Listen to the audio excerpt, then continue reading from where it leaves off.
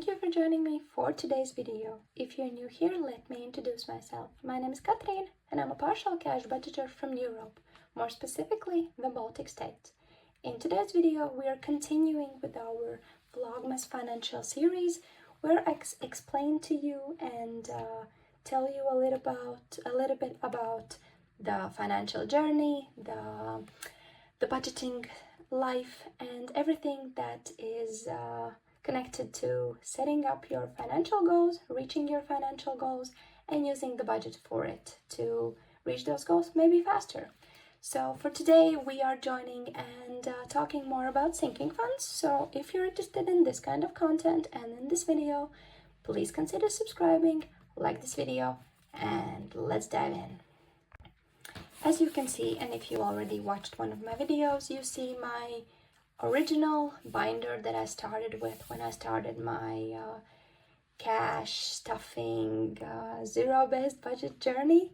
It was exactly 1 year ago when I sat down and I decided that I want to do it correctly. Let's call it the way it is, correctly, without technically thinking that I'm doing it, because there were so many ways that I thought, yay, I'm still on the budget, I know where my money is going, everything is fine.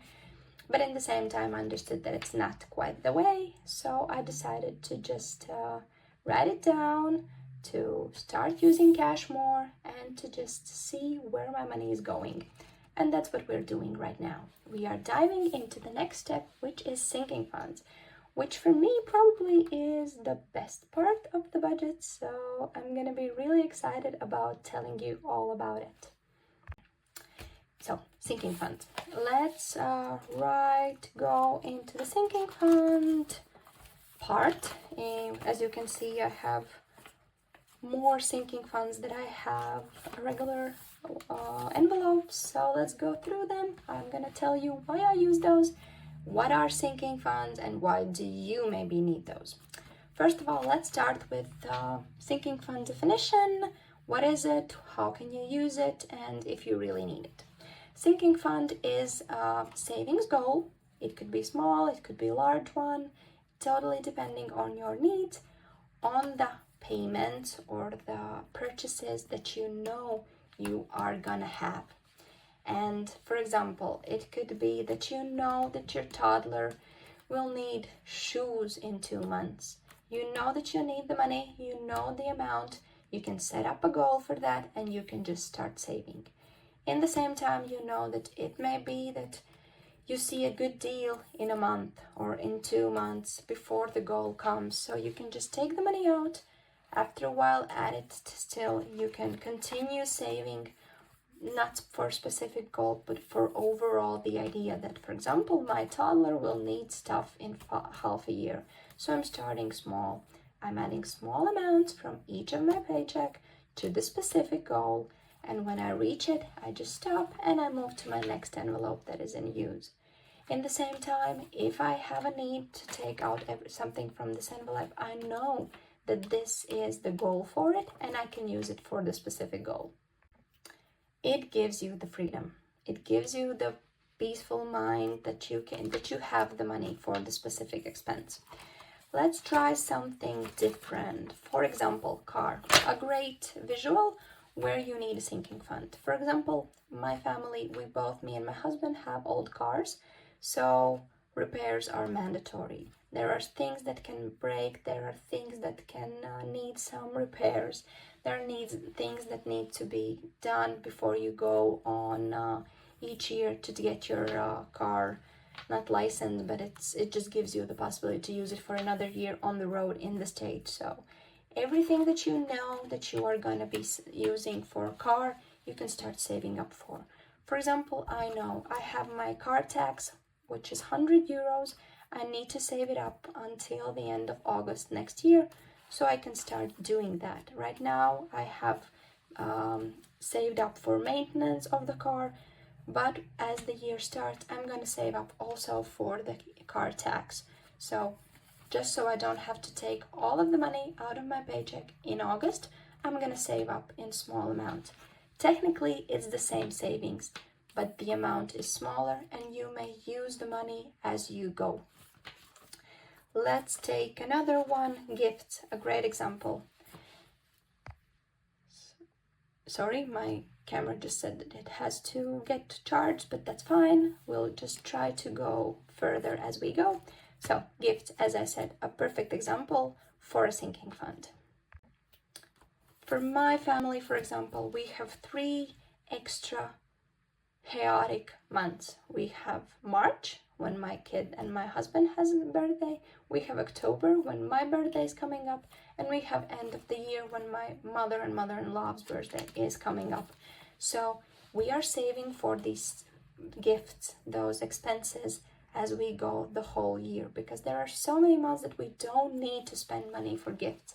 But in the same time, when we do need to spend money for gifts, we need bigger sums than usual. And usually it feels really forced to take this money out of your account in the specific month. But if you have the money saved up for, you have such a free feeling to take it out. Let's take for example, a few days ago, my mother had a birthday, and we decided to take her out for a quiet evening with dinner.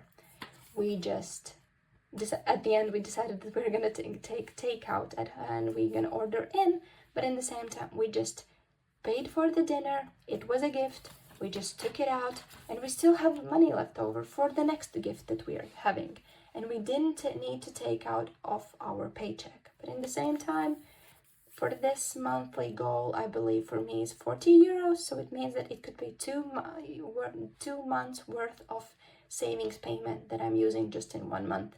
But in the same time, I have the possibility to take it out from here. Let's take the last example. So, for example, hair care for the girls. So, hair care, a beautiful example. How can you save up for your... for me, it's actually I have beauty envelope. For my toddlers, it's hair care. But in the same time, for my toddler, but in the same time, a perfect example. You have your hairdresser appointment in, let's say, 3 months. You know that you're gonna pay 100 euros for that. Just divide it by 3 months and add the 30 euros or 35 each month. That way, when the payment comes and you need to pay for your hairdresser, you're not taking the whole 100 euros from your paycheck, but you are taking the things that you have saved up in the time of 3 months. So I think a beautiful way to save up for it. If we talk about the need of sinking funds, I think that you don't need those if you think that you don't have the wiggle room.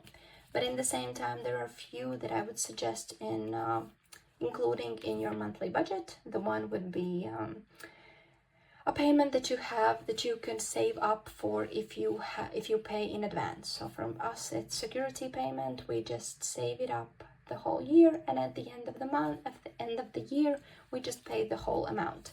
This gives us the possibility to save 2 months worth of payments. So a beautiful sinking fund. It could also be Christmas savings, as I mentioned in one of my first videos. If you know that you will have to buy some gifts for kids, or you want to host a dinner, you can just save the whole year, so you don't have to pay it for in the Christmas month when there's already so much thing going on and you need money for that as well. And in the end, you can save up for a laptop. So for example, you can just save up for it, and if you notice there's a beautiful sale going on, and if you have the money already and you didn't think that it's going to be so cheap, you can just take the money out, or give it as the first payment if you are open to debts or personal loans or whatever. So you have to decide if this is something that is important to you. For me, sinking funds changed my life because until then I paid for clothing, I paid for my car, I paid for gifts, and at the end of the month I didn't understand where my money is going. And when the next month came and I again had to buy those gifts, and I again saw the skirt in the store, I just paid for it. I didn't knew how it's working. First of all, I noticed how much money I'm spending on these specific categories, and then I understood I need sinking funds for those, because I could be looking at a jacket that's costing 500 euros, for example. I'm not gonna be that crazy, but the idea. and I don't have the money right now, but I can save up in a few months and then start buying the jacket. And the savings process is one-to-one the same as for emergency fund. Choose your goal, divide it by months when you want to reach it, and just add the money as you go after your paycheck has come into your account. If we look in the priority, I would say these are low priority saving funds, because that's something technically that you need, but in the same time, it's something that you probably don't need. You want them. As for example, clothing, technically you think you need the new jacket, but in the same time, as long as it's doing its function, do you really need it, or you just want it? And by looking at this account, you can decide whether you want to save up for more or for something expensiver or a better quality or whatever, or you want to buy the cheap stuff. So that's up to you. And this is a beautiful example for clothing. You can go into Zara or Primark and buy the small amount, or you can just wait up a little bit. You can save up and then go and buy the beautiful jacket that you saw in I don't know, Saks Fifth Avenue. I can't imagine those types of stores that you use that are outside my country. So just the idea itself that you have the possibility to save up for higher quality item. But with that being said, we are done with talking about sinking funds. I hope this gave you some insight of how to choose whether you need sinking funds or not. Maybe you already saw some ideas in your head floating while you were watching the video, and you see some ideas for yourself that you wanna implement in your own financial journey. But for right now, before I go, I just want to say a huge thank you for everyone who's watching the videos, and I will hope to see you in my next one. So for now,